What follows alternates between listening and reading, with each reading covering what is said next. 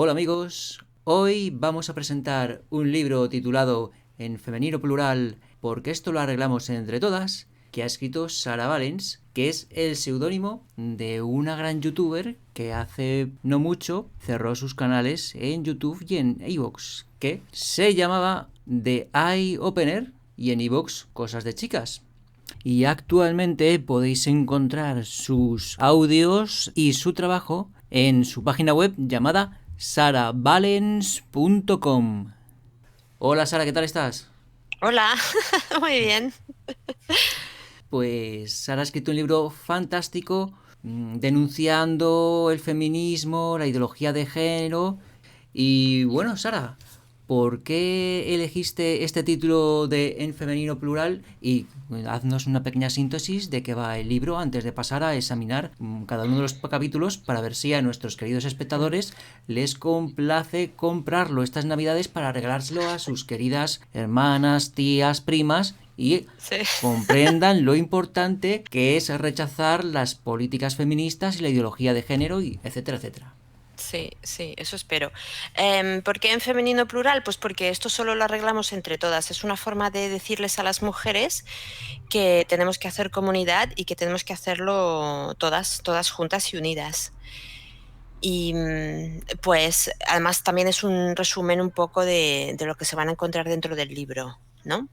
Am, que bueno, si quieres te hago un resumen de lo que Claro. se puede encontrar. Sí, por Pues favor. mira, abrimos el primer capítulo hablando un poco del psiquismo femenino y explicando los efectos que tienen en el psiquismo femenino los procesos de victimización a los que estamos expuestas, el trauma, el apego y cómo, bueno, un poco también hablo de la psicología, de cómo desde mi punto de vista la psicología está fallando a las mujeres, a los hombres también, pero desde luego a las mujeres nos está fallando mucho.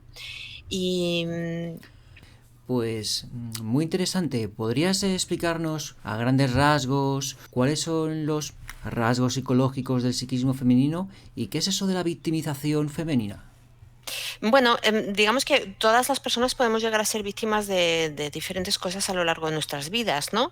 De niños y de adultos. Pero yo, bueno, recordando, por si los oyentes no me conocen o no se acuerdan, yo soy psicóloga, estoy especializada en trauma y abuso sexual en la infancia y lo que hemos visto tradicionalmente en abusos es que la mayoría de las víctimas son niñas.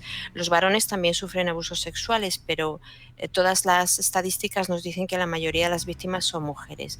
Luego, ahí habría de partida ya una victimización, una serie de experiencias que convierten a las mujeres en víctimas desde la infancia, ¿no?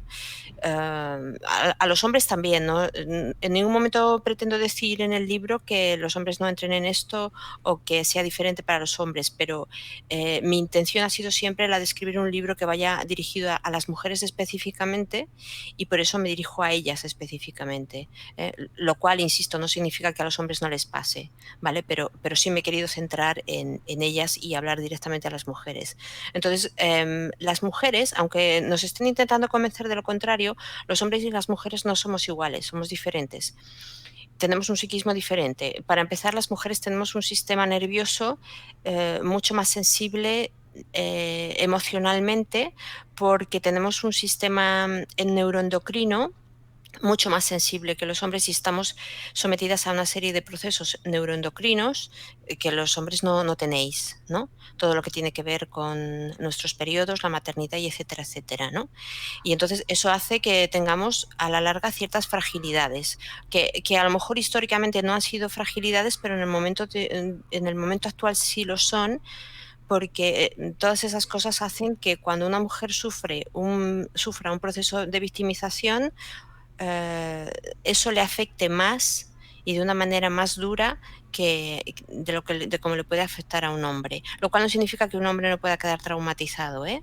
Pero se ven una serie de fragilidades, digamos, en el psiquismo femenino, ¿no? Y eso hace que luego, a la larga, pues los procesos de victimización a los que estamos expuestos las personas, más luego el hecho de que la psicología no está capacitada para tratar el trauma a día de hoy, esto yo lo decía y lo he dicho por activa y por pasiva, en mis canales siempre me lo habréis oído los que me seguíais, pues eso hace que al final la mezcla sea explosiva, ¿no? Aquí tenemos legiones de mujeres que están traumatizadas, que han quedado mal, con procesos de apego, de trauma de apego o de, en fin, trastornos de apego en general que no han quedado resueltos y que luego se llevan a la edad adulta. Y eso hace que luego todo en la vida sea más difícil y que se compliquen sus vidas muchísimo. Hay un factor muy importante que hay que comentar cuando hablamos de la victimización, y esto les ocurre también a los hombres, pero en concreto a las mujeres, vemos que cuando una persona ha sido víctima de algo, ha sufrido un proceso de victimización, sobre todo, tened en cuenta que yo cuando hablo de victimización hablo sobre todo de procesos de victimización interpersonales, es decir, el tipo de victimización que sufres a manos de otras personas, porque también quedas traumatizado cuando tienes un accidente, pero no es lo mismo. Cuando hablamos de victimización interpersonal hay un proceso de apego que se ve muy dañado también. Cuando tienes un accidente con el coche, tu apego no se ve dañado, por ejemplo. ¿Ves? Entonces luego, a causa de esta victimización interpersonal, vemos que por causas interpersonales, vemos que se da un fenómeno que llamamos revictimización, que es lo que hace que las mujeres, voy a centrarme en las mujeres, que las mujeres que han sido víctimas en su infancia o en su adolescencia, después en su vida adulta, se vean implicadas también en otros procesos de victimización que las llevan a, lo estoy diciendo mal, que las lleven a relaciones que pueden terminar también en relaciones con otras personas en su vida adulta, que las pueden llevar también a futuros procesos de victimización. Y te pongo un ejemplo que sé que aquí va a haber mucho escándalo y mucha polémica, pero por ejemplo, la violencia doméstica, hoy mal llamada de género, es una consecuencia en la mayoría de los casos de haber sido víctimas de violencias interpersonales en la vida, en la infancia o en la adolescencia, ¿sabes? Entonces, cuando vemos que hay chicas que se meten en relaciones con hombres que acaban maltratándolas o que, bueno, de alguna manera esas relaciones se acaban convirtiendo en relaciones de violencia, en la mayoría de las ocasiones, cuando rascamos un poquito ahí y empezamos a indagar el pasado de esta mujer, lo que vemos es que efectivamente trae un pasado de victimización. Que ha sido víctima en su infancia, lo más probable es que haya sido víctima de abusos sexuales en la infancia, pero también de otras violencias, ¿no? No sé, ha visto a su padre pegar a su madre o ha sido víctima de violencia física sin necesidad de que sea violencia sexual, ¿verdad? Violencia física, o han sido víctimas de negligencias, porque la negligencia afecta también mucho al apego, nos destroza el apego y luego eso hace que estas mujeres vayan de forma que vayan buscando relacionarse con otras personas ya de forma patológica y que eso las condicione mucho, mucho a la hora de buscar pareja, sobre todo, ¿eh? En fin, Vaya. sí. Entonces, lo mismo hay personas malas que de manera intencionada maltratan a niños y a Sí. niñas para que condicionarles a que de mayor les guste ser maltratados. Bueno, estoy segura de que eso existe, sí. Sí, Sí, vamos, sí. todos estos procesos que hacen con el MK Ultra. Y bueno, yo ya sé que tú, que eres conspiróloga, pues sabes las aberraciones que hacen con los niños las sectas mandantes. Sí, creo que allí como que les condicionan y vamos, que forman esclavos MK Ultra y esclavas Hmm. desde pequeñitos para que luego de mayores pues sean bien sumisos y hagan todas las aberraciones que les mandan sus amos. Sí, bueno, pero ya hablamos a otro nivel de cosas. Este libro no va en esa línea, ¿no? Hablamos del control mental mediante trauma. Que sí, que tenemos documentación suficiente como para afirmar que estas cosas están ocurriendo, ¿no? Que siguen ocurriendo, pero no entro tan profundamente en esto, Pero la ¿sabes? base sería la misma, ¿no? La Sí, base. sí, sí, se explica de la misma forma, efectivamente. De hecho, en algún momento del libro yo hablo de cómo los abusos sexuales en particular funcionan en la cabeza femenina como una programación. Y utilizo esa palabra, la palabra programación como cuando programas un ordenador, para que en el futuro esa mujer no se hace por esa razón, es decir, el pederasta tipo común, casero, que no está metido en ningún tipo de secta ni nada por el estilo, que actúa por su cuenta dentro de su familia, etcétera, etcétera, no tiene la intención de programar a nadie, solamente actúa, abusa sexualmente de estos niños que están cerca de él y ya está. Pero lo que vemos es que en la vida adulta esta mujer, y no solo en la vida adulta, a partir de la primera vez que reciba ese abuso esa niña, los niños también, pero la niña lo que va a ocurrir es que, como digo, este abuso va a hacer las veces de una programación mental, y lo que va a pasar ahí es que a partir de ahí esa mujer, esa niña y esa mujer en el futuro, cada vez que se le presente un estímulo sexual del mismo tipo que se le presentaban cuando estaba siendo víctima de abusos, pues esa mujer va a reaccionar de la misma forma. Eh, lo que digo en el libro más concretamente es que, por ejemplo, si llega un hombre que tiene un poco más de autoridad que ella y le hace una insinuación sexual a esa chica se va a ver impedida a decir que no.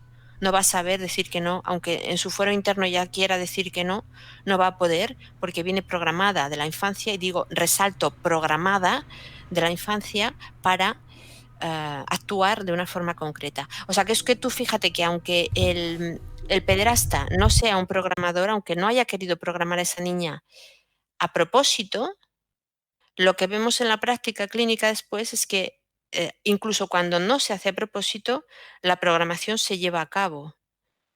Ya te digo, un pederasta tipo cualquiera, que esté actuando por libre. O sea que sí, es que es muy fácil. Tú has nombrado la palabra conspiración, es que esto no es una conspiración, es que es la naturaleza humana, es que funcionamos así. Y cuando empiezas a trabajar en trauma, te das cuenta de todas estas cosas, de lo frágiles que somos, sobre todo, ¿no? Pues muy interesante. Y creo que en el segundo capítulo habla sobre la estafa del feminismo que ha engañado a muchísimas mujeres. Sí, efectivamente, se llama así, además, la estafa del feminismo.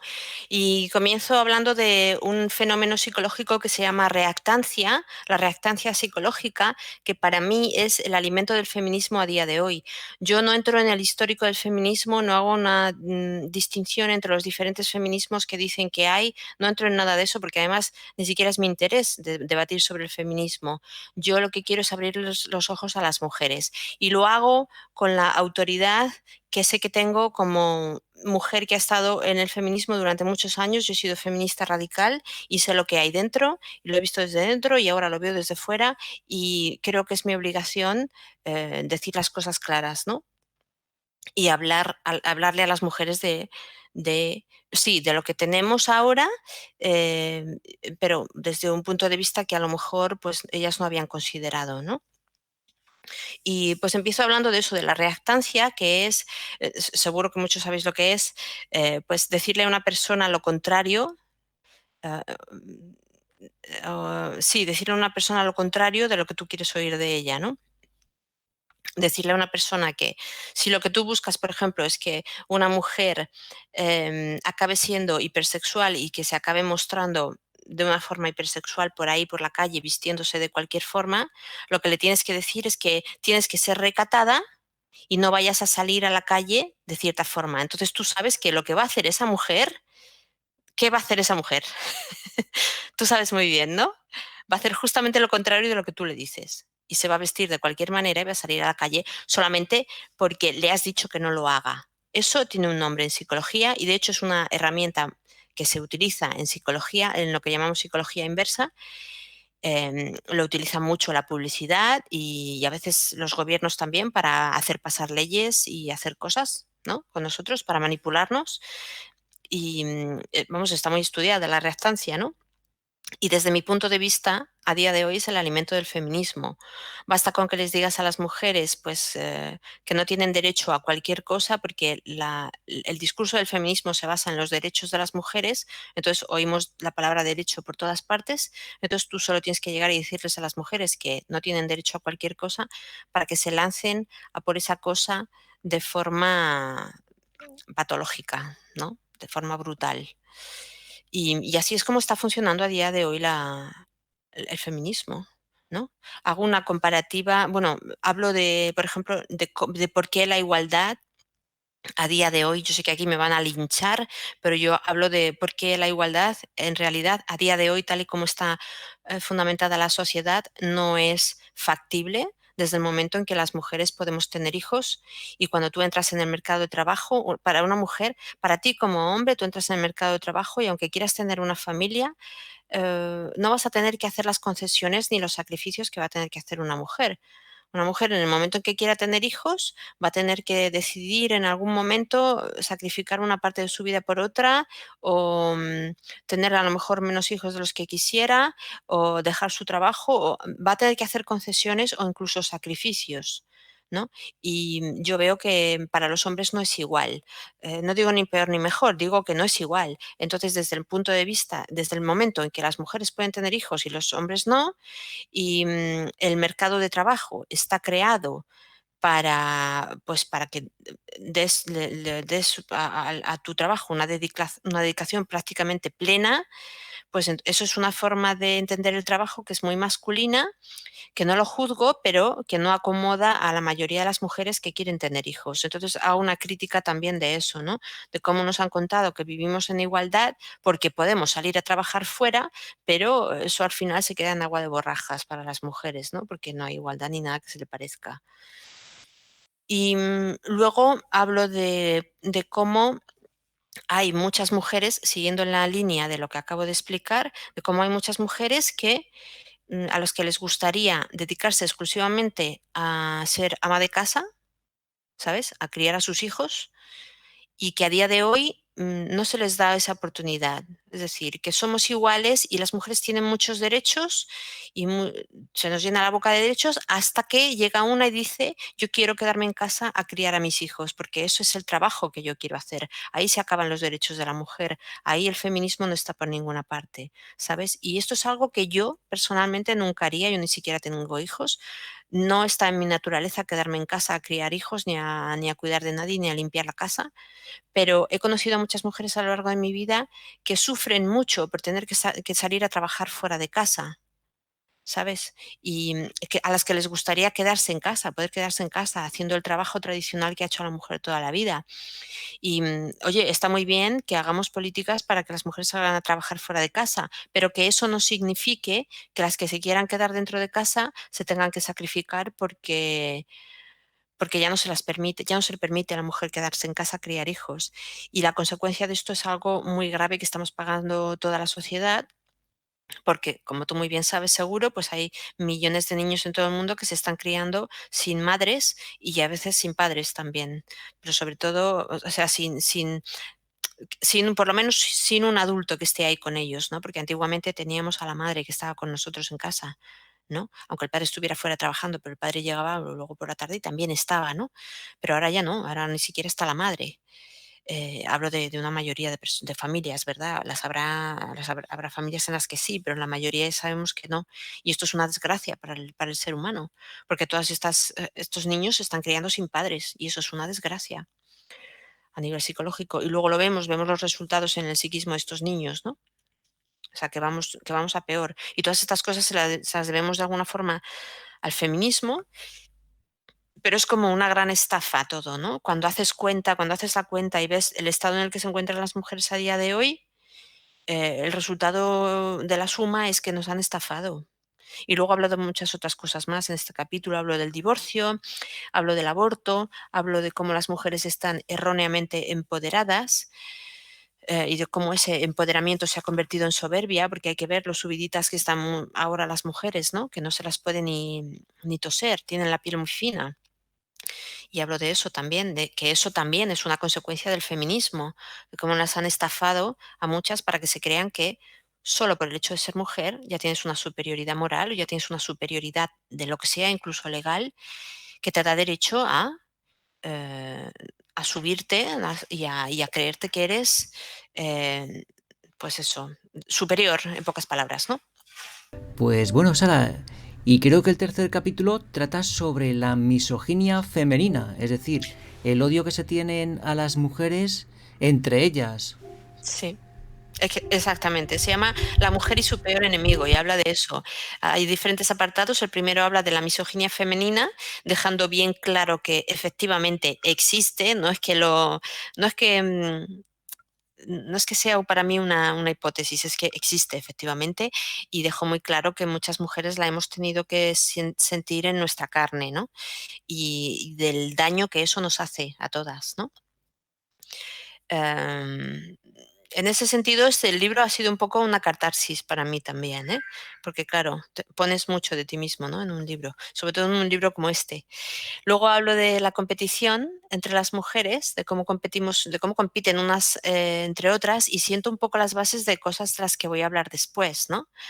Porque uno de los mensajes del libro es que las mujeres se están centrando y se están distrayendo hoy día con cosas que en realidad no son importantes, como por ejemplo competir unas con otras, ¿no? Entonces aquí siento un poco las bases y digo, os pasáis la vida compitiendo y luego más adelante dejó claro que la competición es solo una distracción que nos distrae de las cosas importantes y que mientras las mujeres se destruyen entre ellas y están compitiendo entre ellas, pues en el mundo están pasando cosas muy graves.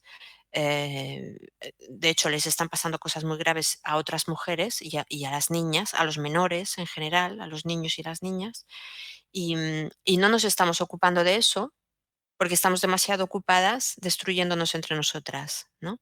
Entonces, a nivel social y global, realmente yo creo que esta competición femenina está sirviendo un poco de cortina de humo para encubrir cosas y para que las mujeres estén un poco distraídas y que no se centren en lo que es importante de verdad. No quiero decir con esto que la competición entre las mujeres haya sido provocada por agentes externos. Las mujeres compiten entre ellas de forma natural y esto yo lo dejo bien claro. O sea, para mí está así de claro, ¿no? Y luego hago un pequeño apartado también sobre cómo a veces las mujeres se disfrazan de cosas que no son, ¿no? Y de cómo nos hacen creer que no son lo que aparentan. Hablo un poco de ese afán que tienen muchas mujeres en mostrarse ante el mundo como pedazos de carne, ¿no? Que no es que lo juzgue, no me parece que haya nada que juzgar ahí, pero sí digo que cuando quieres exigir respeto, que muchas veces los discursos de las mujeres son incoherentes entre ellos, ¿sabes? Que nos están exigiendo, por un lado, muchos derechos y mucho respeto, pero luego parece que ellas mismas no se respetan demasiado a sí mismas, ¿no? Entonces, digamos que alego un poquito a favor de la coherencia, porque hace falta mucha coherencia aquí. Pues Sara, ¿es cierto que las mujeres son menos racionales que los hombres o que los hombres son más racionales que las mujeres y que por tanto de ahí deviene la incongruencia de las mujeres a nivel racional y lógico, argumental? Pues mira, ah, no lo he mencionado, pero esto de lo que hablas, yo hablo tengo un apartado en el libro que habla sobre las mujeres y la lógica, que está en el primer capítulo, donde hablo del psiquismo femenino. No lo he mencionado, pero está ahí. Hablo de cómo muchas veces las mujeres quedan disociadas, luego también de lo mal que se alimentan las mujeres y en general, una serie de condicionamientos sociales y también personales que tenemos las mujeres que hacen que al final pues parezcamos menos racionales, ¿no? Yo todavía tengo la duda, no sé si en realidad las mujeres son menos racionales por naturaleza o son todos estos condicionantes, ¿no? No voy a entrar ahí. Para mí lo más importante es ir al resultado, a lo que vemos hoy día, a lo que está ahí ya, ahí fuera, y trabajar con eso, independientemente de si es algo innato en las mujeres o no, ¿verdad? Porque además es añadir más discusión a la discusión, ¿no? Más debate al debate y tampoco hace falta. Pero sí, sí, hablo de eso, hablo de cómo la lógica muchas veces de cómo las mujeres muchas veces no piensan con lógica, de cómo parecen que están un poco peleadas con la lógica muchas veces, ¿no? Y pues sí, no dudo que haya mujeres que no sean demasiado inteligentes, pero yo he visto que en muchos casos se trata de todos estos condicionantes anteriores, del cerebro disociado, de la mala nutrición, de cosas que afectan al cerebro, al sistema nervioso y a la forma en que se generan los pensamientos, ¿no? Hablo de los diálogos de besugos porque yo una cosa que he notado toda mi vida tratando con mujeres, pues es que en muchas ocasiones, sin darte cuenta, te estás metiendo en un diálogo de besugos con ellas, ¿no? Y que muchas veces las mujeres sencillamente no tienen nada que decir o hablan solamente para no estar en silencio o porque se sienten solas y necesitan hablar con alguien o lo que sea, pero realmente te das cuenta de que en el fondo no te están diciendo nada, que no hay argumentos, ¿no? No hay argumentos en su diálogo, solamente hay palabras. Y entonces, bueno, hago ahí un par de chistes en el capítulo con respecto a esto, a la lógica, porque prefiero tomármelo así, de una forma un poco más divertida, en forma de broma, porque, bueno, en realidad es un tema muy serio, ¿sabes? Es muy serio.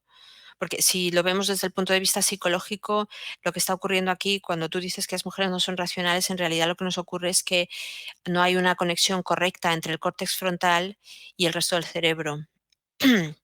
Sobre todo entre el sistema límbico. Entonces, ahí tenemos, una mezcla explosiva que hace que, al final, las mujeres sean más emocionales que racionales. Y de eso también hablo más adelante, em, sobre, bueno, los efectos que tiene eso en el cerebro en el comportamiento femenino, pero,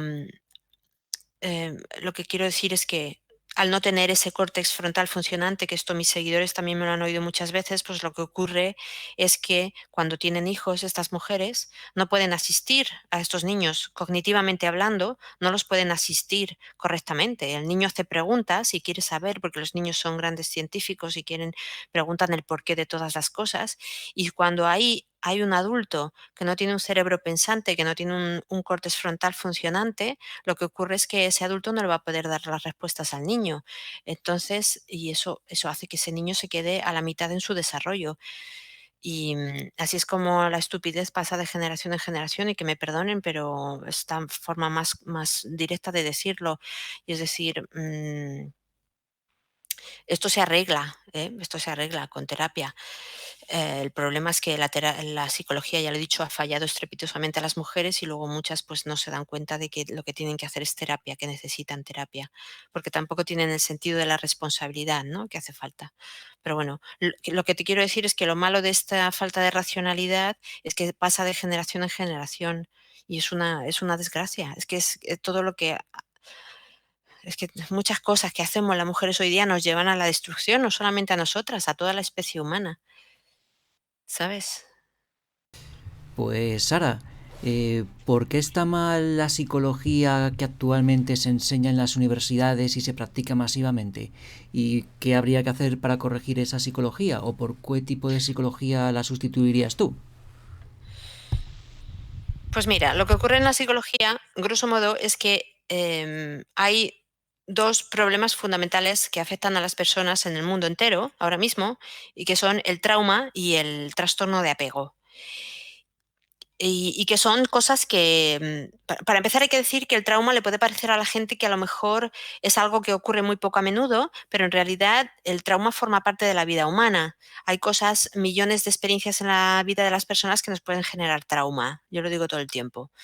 No sé, un pequeño accidente, el divorcio de los padres, el fallecimiento de una persona cercana, ¿no? Todas esas cosas que son naturales en la vida humana pueden generar a una persona muy sensible o a un niño, le pueden generar trauma, ¿no? Y evidentemente no es lo mismo el trauma de un divorcio de tus padres que el divorcio de una vida de violencias, una niñez de violencias, no es lo mismo, es una cuestión de grados, pero hay trauma igual.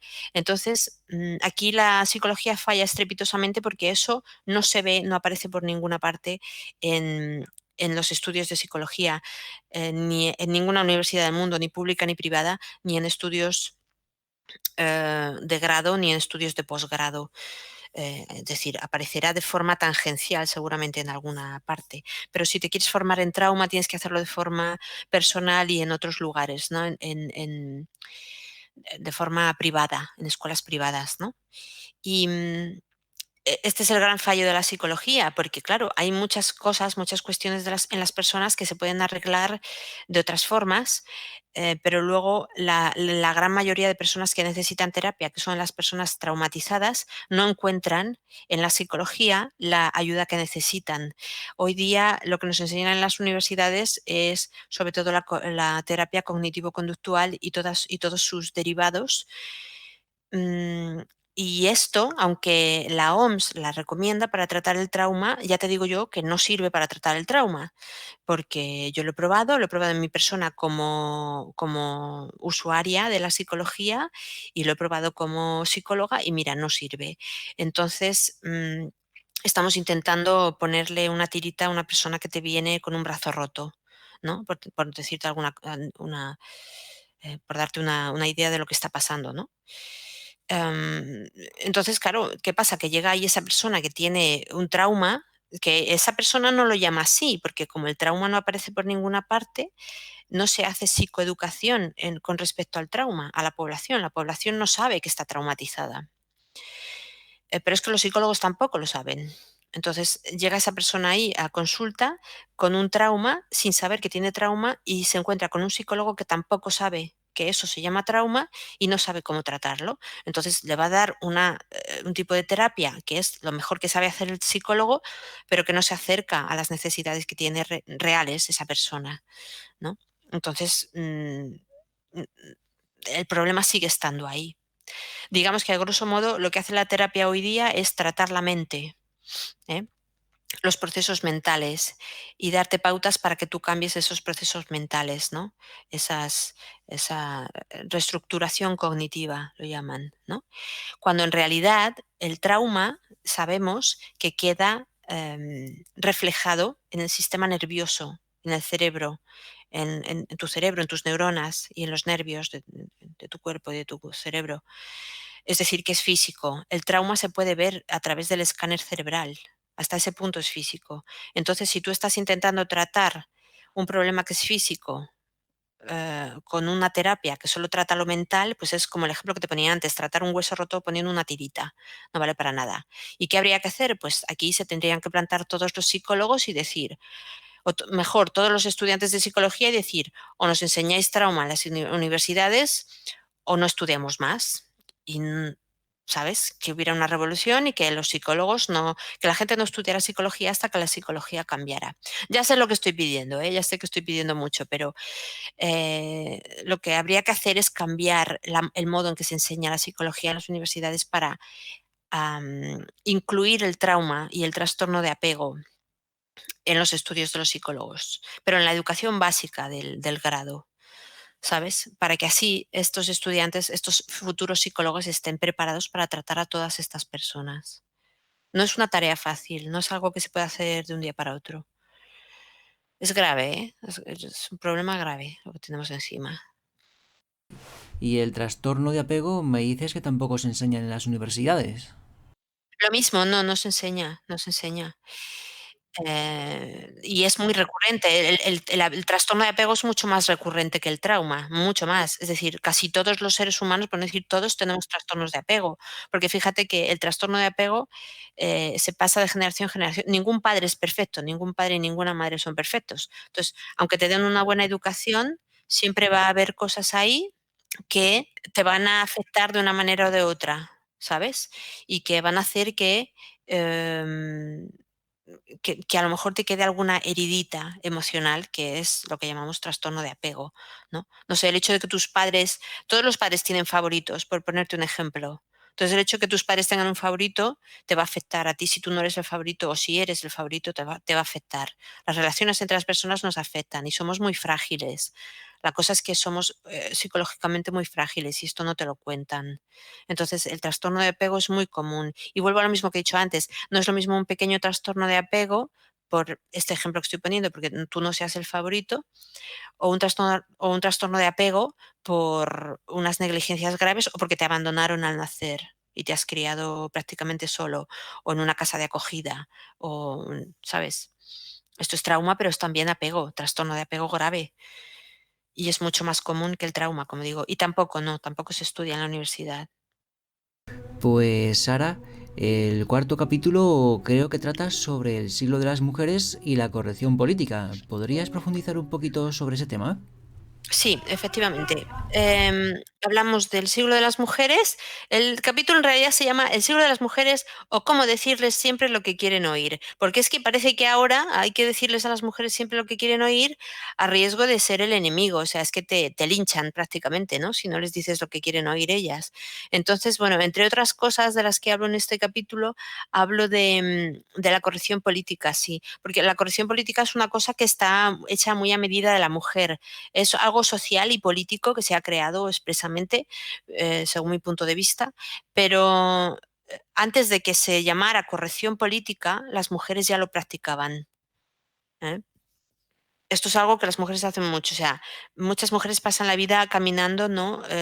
Como si fueran pisando cáscaras de huevo alrededor de otras personas para no molestarlos, ¿no? Porque quieren ser demasiado, porque quieren ser correctas, porque quieren caer bien, porque no pueden tolerar caer mal o ser rechazadas o lo que sea, ¿no? Entonces, es un arma de doble filo que se aprovecha de esta debilidad que tienen las mujeres y que al final acaba volviéndose en contra de nosotras, en realidad. Porque, por ejemplo, todo lo que tiene, es que no sé si quiero entrar en eso, pero en todo lo que tiene que ver con, por ejemplo, te pongo un ejemplo, las cuotas en política que se crearon para dar puestos en los parlamentos y en los congresos en todos los países para que hubiera mujeres en política hace unas décadas, ¿no? Eso se llaman cuotas, ¿no? Las leyes de cuotas se crearon para dar oportunidades a las mujeres para que tuvieran un puesto en política y poder desempeñar ellas también esos cargos y que las mujeres estuvieran mejor representadas en los parlamentos. Esta era la idea original, ¿no? Bueno, pues ahora lo que está ocurriendo mucho, y esto es corrección política. Esta es la corrección política en la práctica, en este caso en la práctica política, ¿no?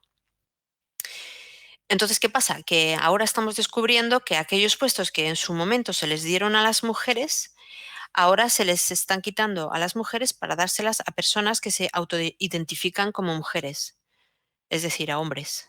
Entonces están sacando a las mujeres para volver a meter hombres aquí, ¿no?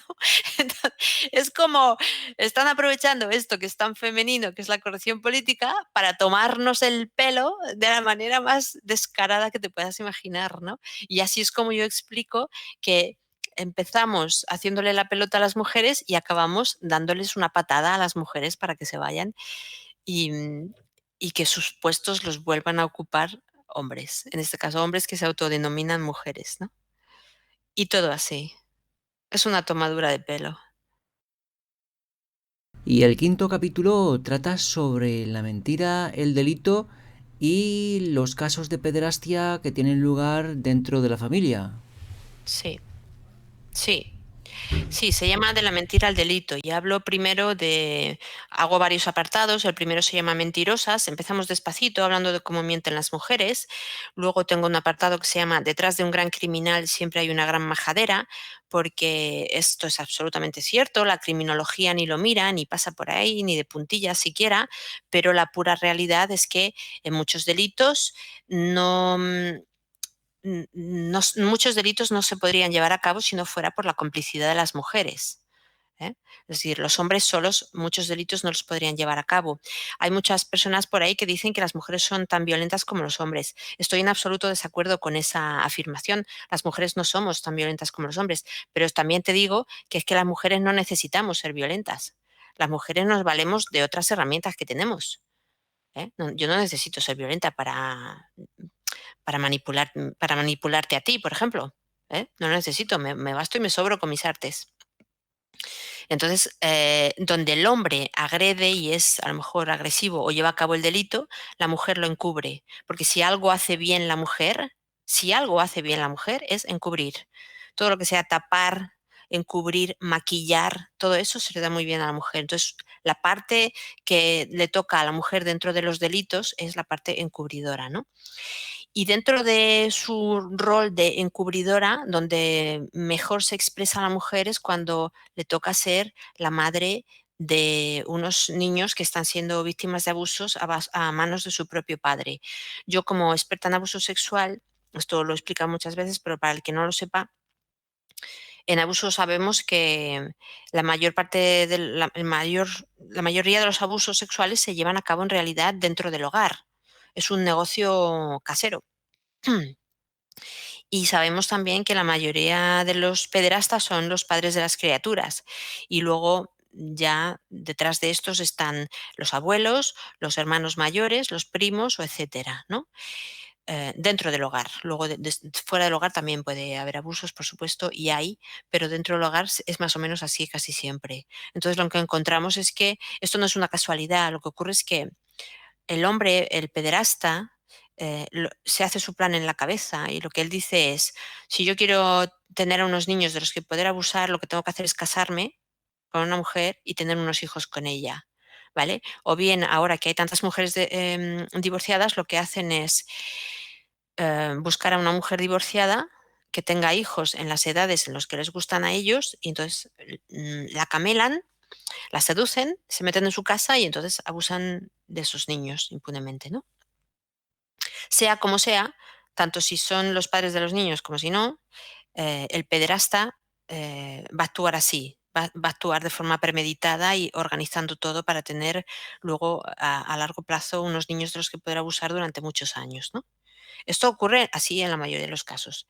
Entonces, ¿qué pasa? Que aquí la gente, normalmente la persona de bien que no está en este mundillo, pensaría, bueno, pero es que ahí está esa madre para proteger a sus criaturas, porque las madres son leonas que protegen a sus criaturas, ¿no? De cualquier cosa que les pueda pasar, ¿no? Pues no. Lo que vemos en abusos, en la mayoría de los casos de abuso sexual intrafamiliar, es que la madre no se entera de nada de lo que está pasando, o bien se entera, pero simula como si no supiera.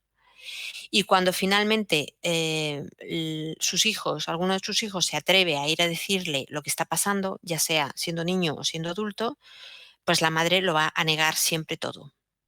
Entonces,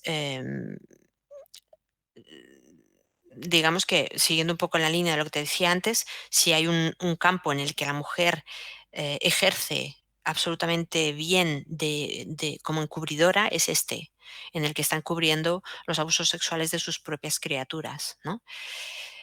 Y yo sé que esto va a caer como un jarro de agua fría, va a ser un golpe muy duro de aceptar por muchas personas, pero es que hay que empezar a hablar de esto tal y como es si queremos que las cosas cambien de verdad, ¿no? Yo estoy harta de oír por ahí que hay millones de mujeres en el mundo que ponen denuncias a sus maridos por abusos sexuales a sus hijos, pero que son denuncias falsas, ¿no? A mí esto me cabrea bastante oír eso, ¿sabes? Porque yo que estoy dentro del circuito de los abusos sexuales sé lo que hay. Y lo que ocurre en realidad no es que yo no sé cuántas mujeres se atreverán a denunciar falsamente a un hombre, pero sí sé que sea cual sea este número de mujeres, seguro que es infinitamente menor al número de mujeres que en realidad encubren los abusos de sus hijos. O sea, no te haces una idea de la cantidad de mujeres, de la cantidad de víctimas que afirman que sus madres les niegan que hayan sufrido abusos y que siguen encubriendo a los pederastas. Es lo más típico. Es decir, yo te diría que hay un 85 o un 90% de víctimas que afirman que sus madres miraron para otro lado mientras estaban ocurriendo los abusos y que una vez que se enteraron siguieron mirando para otro lado. Incluso la mayoría de estas personas, pues tenemos que salir de la casa, nos tenemos que separar del grupo familiar, ¿no? Que fue mi caso también. Entonces, claro, ah, que te vengan a decir que a las mujeres denuncian falsamente, a mí no sé si me da la risa o me da por llorar, ¿sabes? Me cabrea bastante porque esta leyenda no encaja con la realidad que están viviendo millones de víctimas en todo el mundo, ¿sabes? Pues el siguiente capítulo, el sexto, Ujú. trata sobre la agenda de género, la ideología de Sí, género. sí. ¿Y qué podrías decirnos acerca de este capítulo? Pues muchas cosas. Em, es un poquito,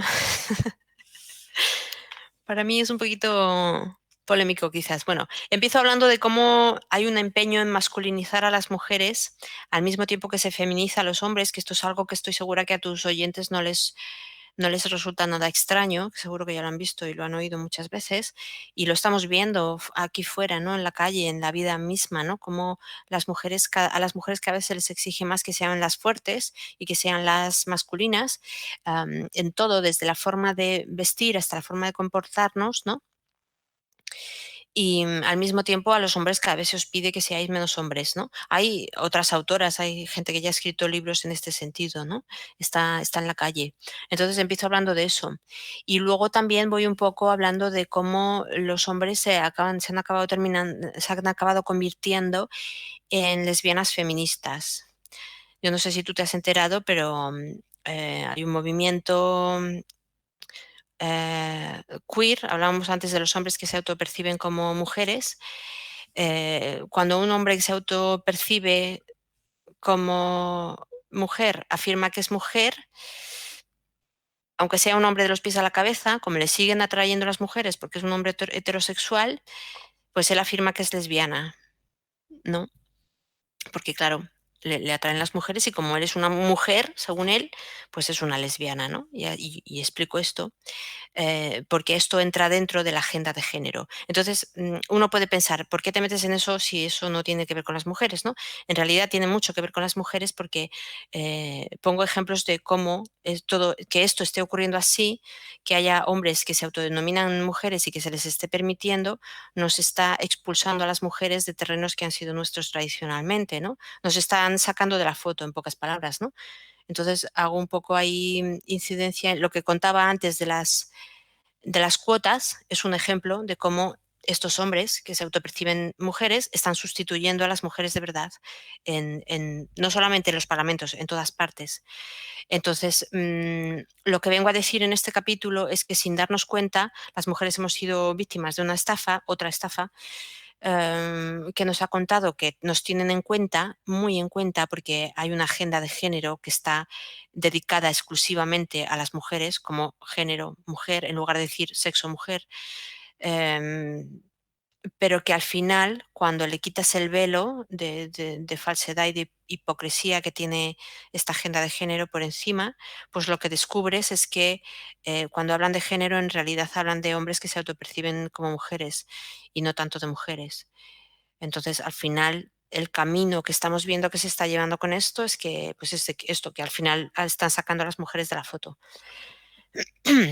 Y lo que intento hacer ver a las mujeres es que mientras ellas se dejan adular, mientras ellas se dejan querer por esta agenda, por el otro lado nos están tomando el pelo y nos están ganando terreno, ¿no? Y al final, pues si seguimos por ahí, pues al final la mujer como tal desaparece. O sea, nos borran. Muchos dirán, leyendo algunas de las partes, que soy más feminista que muchas feministas. Ya me imagino que esta va a ser una de las reacciones, pero es que hablo de forma crítica hacia las mujeres, les hablo a las mujeres de forma crítica, pero también hago una crítica del sistema que nos rodea y que nos está maltratando. O sea, abarco muchas cosas, ¿sabes? Desde diferentes ángulos también. Ah, bueno, sí, también, espérate que estoy mirando aquí en la chuleta que me he hecho, bueno, en el libro que lo tengo aquí, que el último apartado, que esto también te lo quería comentar, el último apartado de este capítulo sobre la agenda de género se llama Las mujeres son víctimas, los hombres son agresores, o cómo les explicas a las mujeres su responsabilidad. Y creo que es un capítulo, un apartado que les va a gustar mucho a, a muchas personas, hombres y mujeres, porque hablo de cómo la agenda de género nos ha transformado a las mujeres en víctimas por el hecho de ser mujeres. Hablo de la ley de violencia de género y mm, de cómo está perjudicando a los hombres grandemente, por supuesto, no lo niego, pero a la larga cómo está perjudicando también a las mujeres y cómo va a seguir perjudicándonos a la larga, porque eh, el hecho de que te conviertan en una víctima solo por el mero hecho de ser mujer, en realidad te hace más vulnerable. ¿sabes? Esto no es una forma de empoderar a la mujer, esto es una forma de convertir a las mujeres en víctimas. Y eso te hace más vulnerable, por lo que al final lo que estamos viendo en el circuito de la violencia de género es que cada vez hay más violencia. Y es curioso, ¿no? Que cuanto más se intenta proteger, entre comillas, proteger a la mujer, más violencia se genera, ¿no? Y yo hago una vinculación ahí entre esta violencia de más que hay ahora y estas leyes que en realidad no nos protegen, que desde luego no protegen al hombre y generan una desigualdad, eh, un privilegio legal, una desigualdad legal para con los hombres que no sé por qué lo estamos consintiendo realmente, pero que a la larga tampoco es beneficiosa para las mujeres, aunque parezca en apariencia que es beneficiosa para las mujeres, pero no lo es. Y luego hago mm, ¿cómo explicarlo en pocas palabras? Hago un resumen de los diferentes tipos de maltratadores que habría para mí, según mi experiencia con víctimas y según lo que yo he estudiado y he visto en mi vida. Y creo que es una clasificación que va a gustar bastante a la gente. No les va a gustar nada a los expertos y pseudoexpertos, pero a las mujeres y los hombres con un mínimo de sentido común creo que les va a gustar bastante. Creo que este apartado va a ser uno de los más polémicos y es posible incluso que me traiga algún problema, pero hay que hablar así de claro. Bueno, cuando lo leas ya verás. Pues ciertamente están destruyendo a las mujeres, indudablemente, pero que no solamente a las mujeres, sino a los hombres. Al obligarles a feminizarse, les están destruyendo. O sea, obligarles a convertirse en mujeres lesbianas, eso es una destrucción brutal. No voy a entrar aquí a comparar si es más o menos que la que sufren las Sí, mujeres, pero mm, que los hombres también sufren aquí sí, mucha violencia. sí, sí, mucho. Y ya el último capítulo de tu libro pues trata sobre las soluciones y se titula Esto lo arreglamos entre todas. Cuéntanos. Exacto. Pues sí, quería cerrar el libro con un capítulo de soluciones porque aquí no basta solamente con expresar los problemas, sino que hay que aportar soluciones también, o por lo menos un inicio de soluciones, que luego habrá que hacer muchas cosas más y seguro que a muchas personas se les ocurren muchas otras soluciones para arreglar todo esto, ¿verdad? Pero es por lo menos una primera semillita que yo he plantado para que las mujeres vean que se pueden hacer cosas, ¿no? Y lo primero que yo les recomiendo a las mujeres en este capítulo, por supuesto, es que hagan terapia, pero que hagan terapia que les ayude a integrar sus traumas, que hagan terapias neuroreprocesadoras. Y,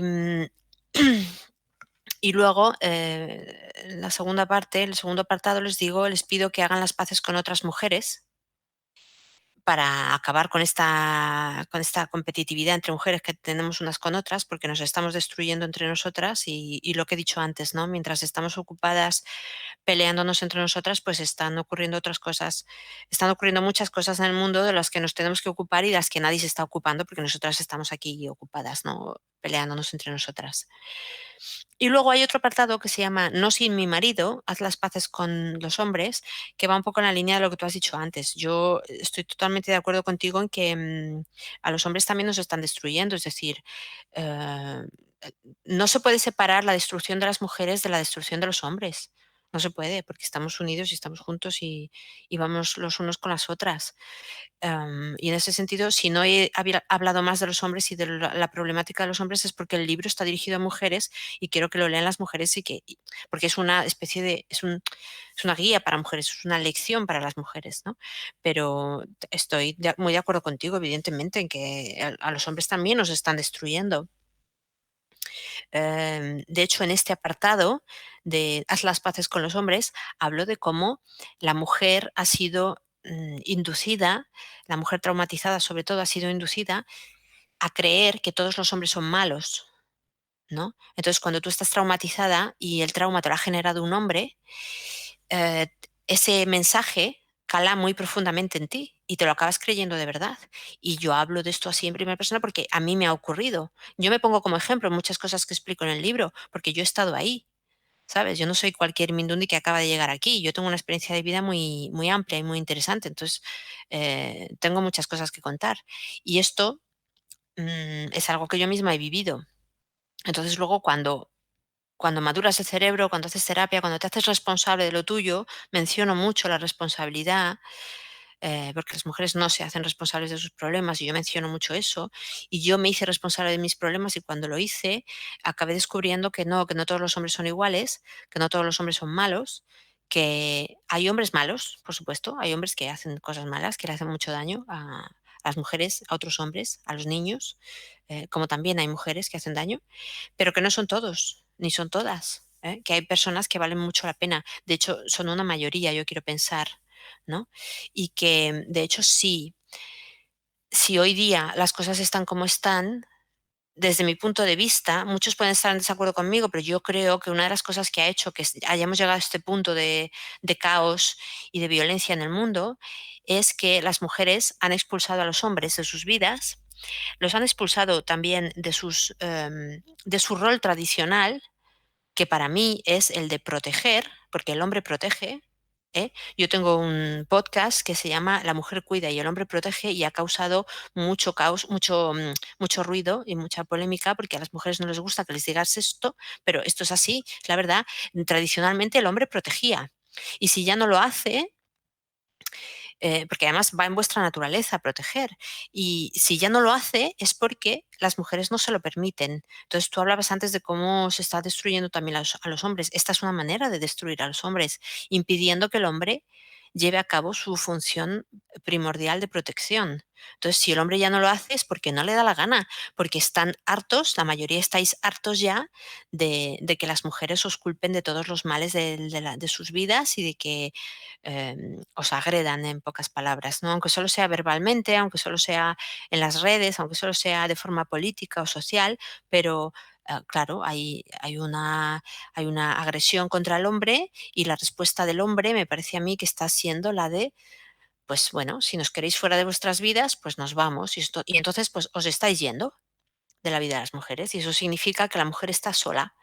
Entonces, que te estén induciendo a pensar que tú eres fuerte y que te puedes proteger sola, no significa que sea verdad, ¿sabes? Es una idea que te han metido en la cabeza, pero a la hora de la verdad, cuando sales ahí fuera y te das cuenta de que efectivamente estás sola porque estás, de alguna forma, no tienes muchas amigas, no estás en pelea con las mujeres y luego, por otro lado, te han inducido a que estés en pelea con los hombres también, porque todos los hombres son malos. Entonces, al final, la cuenta final para estas mujeres es que estamos solas, ¿no? Que están solas, ¿no? Am, entonces, en ese sentido, entiendo la reacción de los hombres, estoy de acuerdo contigo con lo que dices, y entiendo que claro, que cuando el hombre se harta de que le echen de que le echen en cara todos los problemas, o que os culpen de todos los problemas del mundo, sobre todo a los hombres heterosexuales occidentales, ¿no? Pues claro, al final, ¿qué pasa? Cuando una va a echar mano del hombre, el hombre no está, porque habéis salido huyendo ya todos. No queréis saber nada ya de la historia. Entonces, claro, al final hay mucha más violencia contra las mujeres están más solas, más victimizadas, más vulnerables y más de todo que antes, porque el hombre malo sigue estando ahí y el bueno se abstiene de actuar. Los hombres buenos os abstenéis de actuar, no estáis porque no queréis estar, porque no hay quien soporte esto. Entonces, pues que se apañen solitas, ¿no? Es lo que imagino que muchos hombres piensan. Pues así estamos. Pues sí, la mafia de la usura, que es quien manda, según mi punto de vista, está metiendo cizaña entre los hombres y las mujeres para enemistarlos entre sí y que no se junten. Y claro, como los hombres y las mujeres son complementarios, si hay una enemistad, deja de haber esa complementariedad. Sí, Y se produce algo así como el pez que se queda sin agua o el mamífero que se queda sin oxígeno, sin aire, pues se queda así, se queda pues medio muerto. Eso es lo que ocurre cuando a uno le apartan de su complemento sexual. sí, Y bueno, pues yo personalmente creo que los que mandan, además de ser la mafia de la usura, pues son unos satanistas de pro y nada, pues que quieren darle la vuelta al orden natural por puro deporte filosófico. ya. Pues tiene mucho sentido que sea así si observas las cosas desde fuera y ves lo que está pasando en la sociedad, desde un punto de vista objetivo, ¿sabes? Tiene mucho sentido. Pues sí, pues me alegro mucho, Sara, que hayas escrito este libro y yo personalmente aún no lo he leído. Me lo vas a regalar, gracias. Y Sí. lo voy a leer con muchísimo interés, pero vamos, ya habéis escuchado todos lo interesante que son los 7 capítulos que componen el libro. Y no vendría mal que esta información contenida en las páginas de En Femenino en Plural se difundiese entre las mujeres mucho, mucho. Así Sí. que estaría bien que se lo regalaseis a vuestras hermanas, primas, tías, madres, abuelas, hijas, y etcétera, etcétera. Sí, ahora que vienen En, las Navidades es muy buena época para hacer un regalo con buena intención. Claro, dejaos de Eh, perfumes y de maquillajes sí, y sí. comprad este libro. ¿Dónde se puede adquirir este libro, Sara? Sí, buena pregunta. De momento se puede adquirir, bueno, ya lo puedes ir a pedir a cualquier librería porque ya están las distribuidoras. Entonces ya se puede pedir. Es posible que tengas que esperar a que te lo traigan porque acaba de salir, pero lo puedes pedir. Es un libro que en principio no he querido publicarlo por digital, en ebook. Solamente se va a poder encontrar en papel de momento. Y lo he hecho así porque quiero, por un lado, beneficiar a las librerías. ¿Sabes? Quiero que la gente salga a la calle y compre el libro físico en la librería de toda la vida. Que luego a lo mejor lo puedes encontrar también en plataformas por internet, que algún librero lo sube por ahí, pues vale. Si quieres comprarlo por internet, adelante. Ahora mismo en la página web de la editorial te dejaré un vínculo si quieres, ahí ya se puede comprar a través de internet, y te lo enviamos en formato físico. Pero si no, para mí, lo que yo quiero que haga la gente es ir a la librería y pedirlo en la librería física de toda la vida, y que lo compren en físico. Y esto lo hago porque con todo este rollo de la supuesta pandemia esta a la que nos están sometiendo, pues yo he visto, por ejemplo, en mi barrio, sin ir más lejos, no sé si a vosotros os ha pasado también, he visto que ha habido varios pequeños negocios que han tenido que cerrar. Nos está pasando en muchos barrios. Y entonces a mí me ha dado mucho coraje esto. Y por el otro lado, he visto que las grandes plataformas de venta por internet, que ni siquiera voy a mencionar sus nombres, pues se están haciendo cada vez más ricos, ¿no? Entonces, para mí esto es darle el dinero a los de siempre. Y a mí me causa mucho malestar ver cómo está ocurriendo esto, ¿no? Como los ricos cada vez son más ricos y los pobres cada vez más pobres, ¿no? Y cada vez hay más pobres. Entonces, es mi pequeño granito de arena. Si de verdad tienes interés en comprarte el libro, pues lo que te pediría es que salieras a la calle, a la librería de tu barrio y lo pidieras a tu librero. Si no, ya te digo, en este vínculo que te voy a pasar, donde también lo puedes comprar directamente a través de la editorial. Pero sal ahí fuera y cómprale un libro a tu librero y que no tenga que cerrar su pequeño negocio, ¿no? Pues muchísimas gracias, Sara. Hmm. Y os recuerdo que la página de Sara Valens es tal como su nombre, saravalens.com. Pues muchísimas gracias, Sara. Jolines, muchísimas gracias a ti.